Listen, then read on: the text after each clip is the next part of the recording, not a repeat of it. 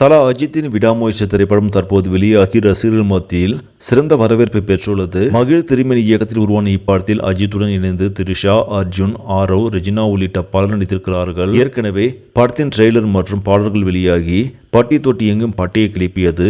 தற்போது படமும் பாசிட்டிவ் விமர்சனங்களை பெற்று வருவதால் ரசிகர்கள் உற்சாகத்தில் உள்ளனர். இதற்கிடையில் உலகெங்கிலும் 4000 திரைகளில் வெளியாகி இருக்கும் விடாமுயற்சி திரைப்படம் முதல் நாளில் எவ்வளவு வசூல் செய்யும் என்பது குறித்த தகவல் வெளியாகி உள்ளது.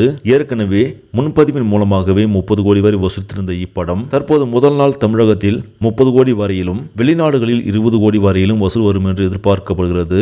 அது மட்டுமல்லாமல் கர்நாடகாவில் 5 கோடியும், கேரளாவில் 2 கோடியும், ஆந்திரா மற்றும் தெலுங்கானாவில் 5 கோடியும், மற்ற இந்திய பகுதிகளில் 2 கோடிக்கு மேலாக வசூல் வரும் என்று எதிர்பார்க்கப்படுகிறது.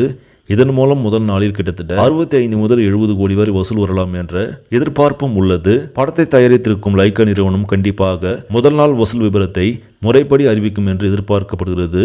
சரி நம்பளே இந்த செய்தி உங்களுக்கு பிடிச்சிருந்தால் லைக் பண்ணுங்கள், ஷேர் பண்ணுங்கள், மறக்காமல் சினி ஸ்டுடியோ தமிழ் சேனலை சப்ஸ்கிரைப் பண்ணுங்கள். அடுத்த வீடியோவில் சந்திக்கலாம். நன்றி.